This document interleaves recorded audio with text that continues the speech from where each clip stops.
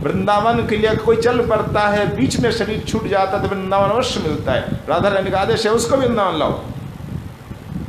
वृंदावन वृंदावन वृंदावन कहकर कहीं भी प्राण त्याग करे, राधा रानी का आदेश है उनको वृंदावन लाओ। वृंदावन के लिए चल दिया और रास्ते में मर गया तो ठाकुर राधा रानी उनको वृंदावन देती है, और कहीं भी वृंदावन कहकर प्राण अगर त्यागता है उसको भी वास मिल जाता है।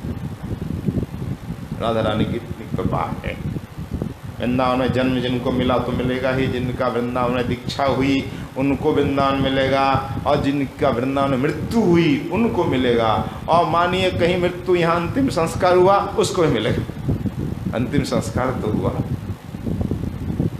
और वृंदावन कहकर बाहर प्रांत का उसको भी मिलेगा। वृंदावन के लिए चल दिया बीच में ही मर गया उसको भी मिलेगा, ऐसा प्रमाण है, मिले। और वृंदावन में कोई मरता है ना उसको तो वृंदावन प्राप्ति होगी ही होगी, और जो वृंदावन कह कर के बाहर भी देह त्याग कर देता है उसको भी वृंदावन मिलता है। इसका प्रमाण है 3 बालक वृंदावन के लिए चल पड़े, किशोर कहेंगे, तीनों किशोर बंगाल से वृंदावन आए, प्राचीन कथा है, प्रसिद्ध है। तीनों ही भगवत दर्शन के लिए आ रहे। पहले एक ही बालक आने को था, दूसरा मित्र का मैं भी जाऊंगा, तीसरा वाला मैं भी जाऊंगा। तो पहले वाला बोला तू खाएगा क्या हो जा करके, मेरे पिताजी संपन्न है वो तो मेरे लिए भोजन व्यवस्था करेंगे, तू क्या खाएगा? तू भात तो पकाएगा ना, चावल ही तो खाएगा, तो उसका मार हमको दे देना, मार पी कर रह जाऊंगा।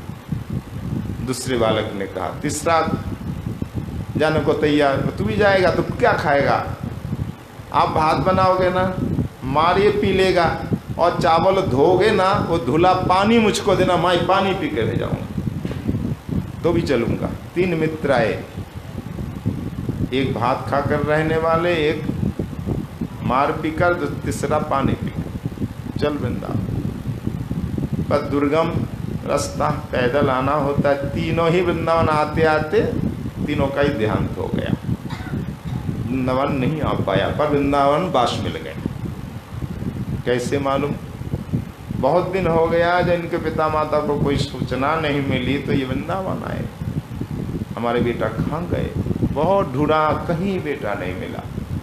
इस नाम के बोले को हम लोग जानते नहीं, तो कैसे होगा पता? तो बोले आप सुरमा कुंज जाइए, वृंदावन में एक शुद्ध संत है, और वृंदावन के वृक्ष लता सबके परम उनका अनुराग है, वो ही बता सकते हैं।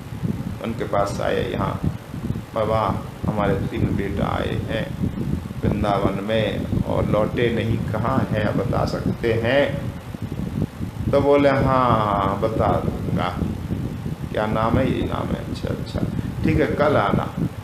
कल आए तो था तुम्हारे 3 बेटे वृंदावन में जन्म ले चुके हैं। अच्छा, मार्ग में ही उनका देहांत हो गया। वृंदावन में कालीदय से इधर आओगे, यमुना किनारे में 3 पेड़ मिलेंगे तुमको, 3 वृक्ष के रूप में तीनों का जन्म हुआ।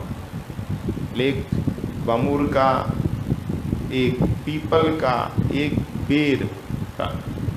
अच्छा, बोले जो जिसने कहा था मैं पानी पीकर रहूंगा वो तो पीपल का पेड़ बना, जिसने कहा था मैं मार पीकर रहूंगा वो बेर का वृक्ष बना, और जो भात खाकर रहने वाला था वो तो बमूर का बना। इसका मतलब जिसका जितना त्याग उनका उतना ही प्राप्ति। त्याग से ही भगवान की प्राप्ति, यानी भक्ति में त्याग नहीं तो क्या? भक्ति आएगी तो त्याग भी आएगा, ये भक्ति के लक्षण है। और त्याग जितना, जिनका जितना वो उतने महान।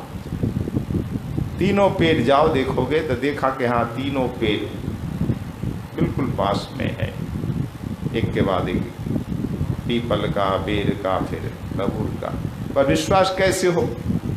भक्ति नहीं तो विश्वास तो होता नहीं। बाबा ने कह दिया, आपने मान लिया, हर कोई नहीं मान सकता। मन में थोड़ी शंका थी, बाबा ने कह तो दिया ये हमारे ही बेटे हैं, कैसे मालूम? देख करके चले आए घर। रात्रि को सो गए, मन में कुछ वहाँ वो लेकर के। और रात्रि में 3 बालक सपने में आए, पिताजी आपने सिद्ध संत की बात पर पूर्ण विश्वास नहीं किया, ये अपराध है, अपराध। संत के वचनों पर विश्वास करना चाहिए।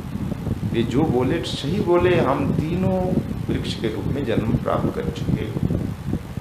हम वृंदावन आते आते हमारी मृत्यु हुई, पर वृंदावन वास में